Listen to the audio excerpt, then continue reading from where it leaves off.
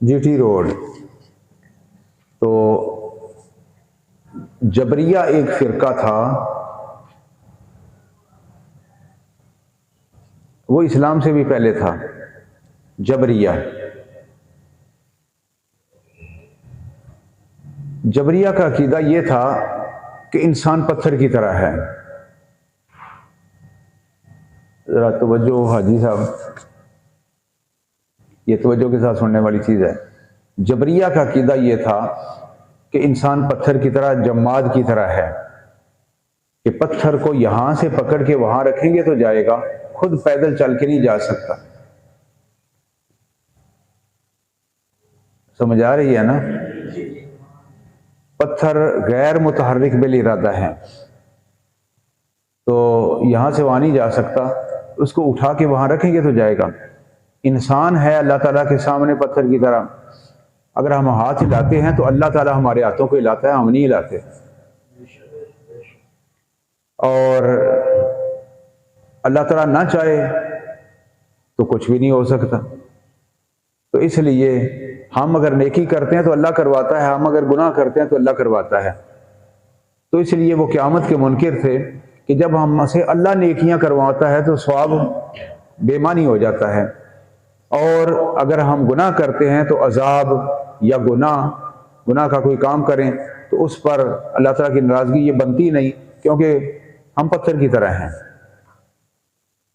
کوئی انسان خود بخود نہیں کرتا سب کچھ، یعنی اللہ کے حکم کے بغیر پتا بھی نہیں ہلتا، تو انسان کیسے ہل سکتا ہے اللہ کے حکم کے بغیر؟ اس لیے اگر ہم نیکی کرتے ہیں تو اللہ کرواتا ہے، گناہ کرتے ہیں تو اللہ کرواتا ہے. اس لیے قیامت کی ضرورت ہی کوئی نہیں ہے، کیونکہ سب کچھ اللہ کراتا ہے. تو ہمیں ثواب اور عذاب کس چیز کا؟ اس چیز کے بالکل ہی وہ منکر تھے. ان کا نام ہے جبریہ فرقہ. اور قدریہ فرقہ ایک تھا، اس کا مطلب یہ تھا کہ اللہ تعالیٰ نے کائنات بنا کے تو اللہ تعالیٰ نے ساری قدرت بندے کو دے دی ہے. بندہ ہر چیز پہ قادر ہے، یعنی چاہے تو نیکی کرے چاہے تو بدی کرے. اب اللہ تعالیٰ ہمیں بنا کے معطل ہو گیا ہے، ساری قدرت اللہ نے بندے کو دے دی ہے، تو اللہ تعالیٰ اب فارغ ہو گیا ہے. اب اللہ تعالیٰ کا کوئی ترک نہیں، وہ معطل ہو گیا ہے. وہ ہے قدریہ فرقہ. تو سرکار نے فرمایا درمیانی راستہ حق پہ ہوتا ہے، لہٰذا جبر اور قدر کے درمیان اہل سنت و جماعت کا راستہ ہے. یعنی اللہ تعالیٰ نے کچھ چیزوں کا اختیار، تو ہر چیز کا اختیار تو اللہ کے پاس ہے، لیکن کچھ چیزوں کا اختیار اللہ تعالیٰ نے بندے کو دیا ہے. اپنی نیت اور اپنے ارادے سے بندہ جب قدم اٹھاتا ہے تو مسجد کی طرف چلا جاتا ہے. اور اگر کوئی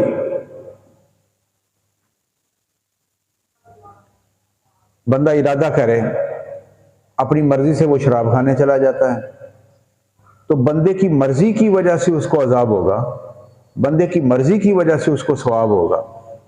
بندہ اپنے نیت، اپنے فعل اور اپنے ارادے سے نیت سے فعل کرتا ہے، تو بندے کی جو مشیت ہے، ارادہ ہے، اس پر ثواب اور عذاب مرتب ہوں گے. لہذا جبر اور قدر کا درمیانی راستہ جو ہے وہ اہل سنت و جماعت ہے. تو سرکار نے فرمایا جبریہ قدریہ جو ہے نا وہ مجوسی ہیں. اگر اس امت میں سرکار نے فرمایا کہ اگر کوئی ہوں گے جبریہ قدریہ والے تو وہ اس امت کے مجوسی ہوں گے. لہٰذا سرکار نے فرمایا کہ سنت و جماعت درمیانی راستہ ہے جبر اور قدر کے درمیان. دوسرا یہ ہے کہ رفد و خروج کے درمیان بھی درمیانی راستہ اہل سنت و جماعت ہے. رفد یعنی رافضی، حب علی بغض معاویہ جنہوں نے اپنی پہچان بنا لی، وہ ہے رافضی ہیں وہ. اور خارجی وہ ہیں جو رافضیوں کے مقابلے میں ہیں. یہ دیوبندی وہابی جو ہیں یہ شیعہ کافر شیعہ کرنے والے وہ خارجی ہیں. شیعہ حب علی میں اس قدر مبالغہ کرتے ہیں کہ دوسرے صحابہ کی عظمت کا انکار کر دیتے ہیں. حتیٰ کہ امہات مومنین جو نبی پاک کے اہل بیت ہیں ان کے بھی منکر ہیں. صرف 5 ہستیوں کو اہل بیت کے لیے انہوں نے چن لیا، باقی اہل بیت کے وہ منکر ہو گئے. صحابہ کرام کے بھی منکر ہو گئے، سرکار کے سسرال کے بھی منکر ہو گئے، اور صحابہ کرام سرکار کی اہل بیت ازواج مطہرات جو اہل بیت ہیں ان کے بھی منکر ہو گئے. تو اب یہ خارجی جو ہیں، دیوبندی اور وہابی خارجی ہیں اور وہ رافضی ہیں، تو رفد و خروج کا درمیانی رستہ جو ہے وہ اہل سنت و جماعت ہے، اس لیے وہ صراط مستقیم ہے.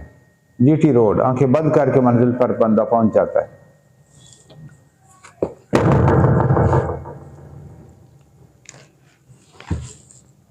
مذہبوں میں سے اہل سنت و جماعت صراط مستقیم ہے، جس کا نام نبی پاک نے خود رکھا ہے. اور بین التشبیہ والتعطیل، ایک مذہب ہے تشبیہ کا تعلق کہ اللہ تعالیٰ کو مخلوق کے مشابہ قرار دیتے ہیں کہ اللہ تعالیٰ کی آنکھیں بھی ہیں، اللہ تعالیٰ کا وجود بھی ہے بندوں کی طرح، اللہ تعالیٰ کے ہاتھ بھی ہیں، پاؤں بھی ہیں.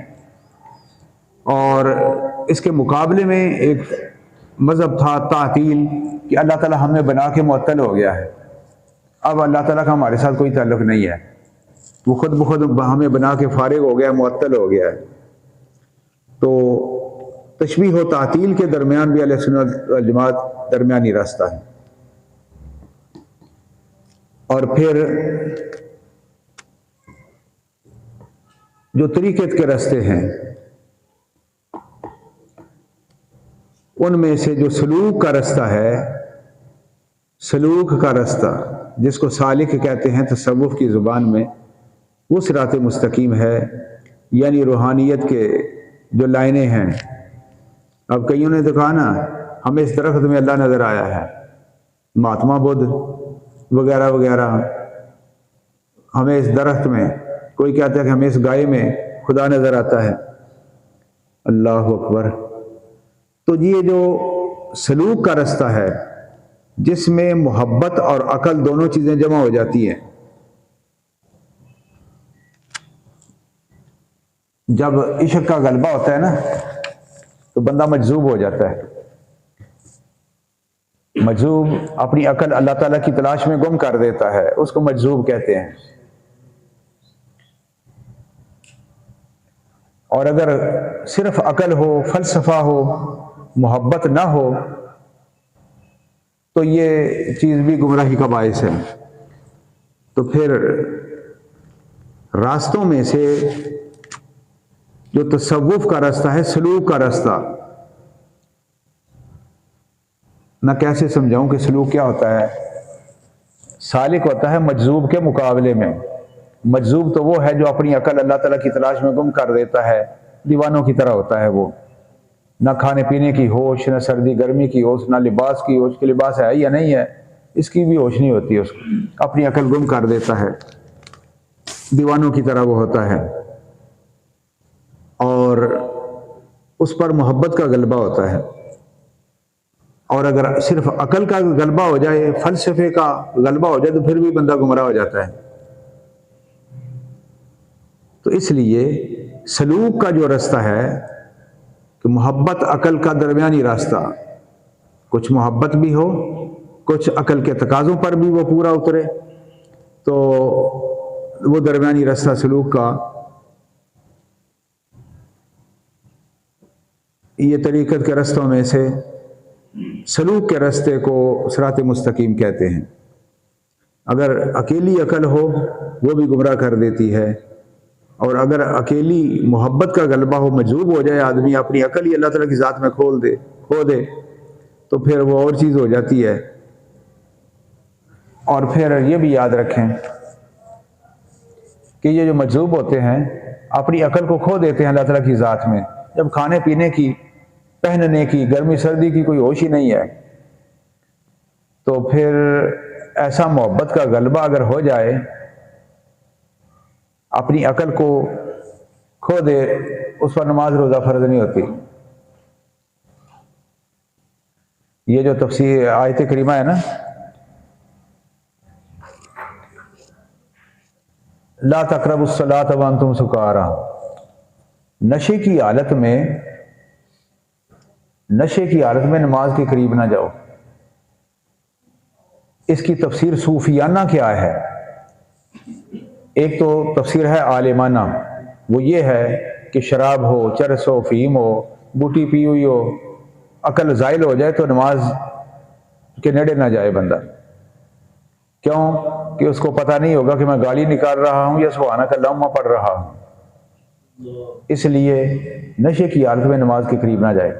تفسیر صوفیانہ اس کی یہ ہے کہ جب محبت کا غلبہ ہو گیا، اللہ تعالیٰ کی ذات میں اپنے عقل کو گم کر دیا، اس کی تلاش میں، کھانے پینے کی ہوش نہیں، سردی گرمی کی ہوش نہیں، یہ ہوش نہیں کہ میں کہاں پڑا ہوں، کہاں جانا ہے، کہاں نہیں جانا، اس چیز کی ہوش ہی نہیں ہے۔ تو ایسی محبت کا جب غلبہ ہو جائے، عقل گم کر دے، تو اس پر نماز فرض نہیں ہوتی۔ کئی لوگ کہتے ہیں لو جی یہ مجذوب ولی بنا پھرتا ہے تو یہ نماز کیوں نہیں پڑھتا؟ یہ ان پر نماز فرض ہی نہیں ہے، جو اپنی عقل کو کھو چکے ہیں۔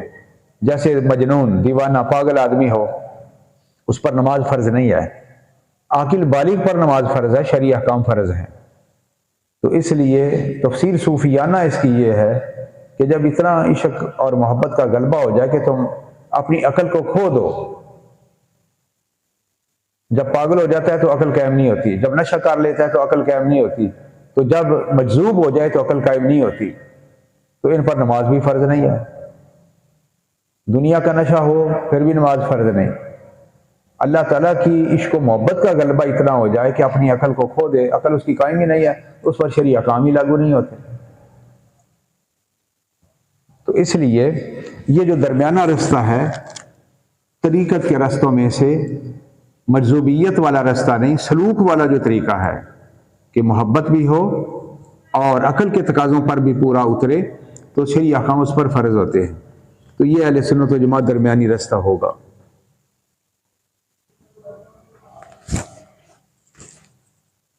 اللہ اکبر۔ اہدنا الصراط المستقیم، یا اللہ چلا ہمیں سیدھے راستے پر۔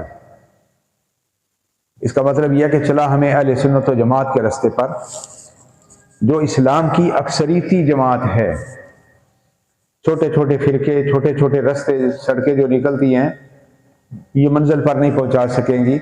ترسم کے بقا با نہ رسی اے عرابی، کب نہیں پہنچ سکے گا۔ این راہ کے تو بے روی، جس راستے پر تو چل رہا ہے، این بترکستان است۔ یہ گلستان میں شیخ سعدی فرماتے ہیں کہ یہ راستہ تو ترکستان کو جاتا ہے، منزل تیری مکہ مکرمہ ہے۔ تو اس لیے صراط مستقیم اس راستے کو کہتے ہیں، آنکھیں بند کر کے جس راستے پر چلے جائے تو وہ جنت میں پہنچ جائے۔ دائیں بائیں کے راستوں کی طرف اگر متوجہ ہوگا تو منزل پر نہیں پہنچ سکے گا۔ اہدنا الصراط المستقیم، چلا ہمیں سیدھے راستے پر۔ اہل سنت و جماعت تشبیہ و تعطیل کا درمیانی راستہ اور رفض و خروج کا درمیانی راستہ اور طریقت کا درمیانی راستہ اگر ہے تو وہ اہل سنت و جماعت ہے۔ دینوں میں سے میرے نبی علیہ السلام کا دین، افراط و تفریط دوسری شریعتوں میں ہوتی تھی۔ مثلا حضرت موسیٰ علیہ السلام کے زمانے میں آپ کی شریعت میں افراط تھا، حضرت عیسیٰ علیہ السلام کی شریعت میں تفریط تھی۔ تفریط کا مطلب یہ ہے کہ اگر کہ تمہیں ایک مکہ مارتا ہے نا، تم نے اس سے بدلہ نہیں لینا، تو اس سے کہہ دو کہ ایک اور مار لے۔ اگر کوئی تھپڑ لگاتا ہے تو اسے کبھی ایک اور لگا دے، اس سے بدلہ نہیں لینا۔ یہ حضرت عیسیٰ علیہ السلام کی شریعت میں تھا۔ تو حضرت موسیٰ علیہ السلام کی شریعت میں احکام بڑے سخت تھے۔ مثلا اگر جسم پر نجاست لگ جائے تو جسم پاک نہیں ہوگا، اتنا جسم کے ماس کاٹ دیں، جلد اور چمڑا پکڑ کے کاٹ دیں، تب وہ جسم پاک ہوگا۔ کپڑا ناپاک ہو گیا، جہاں ناپاکی لگی ہے اتنا کپڑا کاٹ دیں، پیوند لگا لیں، نئے کپڑے کا جوڑ لگا لیں۔ اتنے سخت احکام تھے۔ لیکن دین محمدی علیہ السلام یہ درمیانی راستہ ہے، نہ زیادہ سخت احکام ہیں نہ زیادہ نرم احکام ہیں، اور ایسے آسان احکام ہیں جو انسان کی طاقت بشریہ میں ہیں، موجود ہیں۔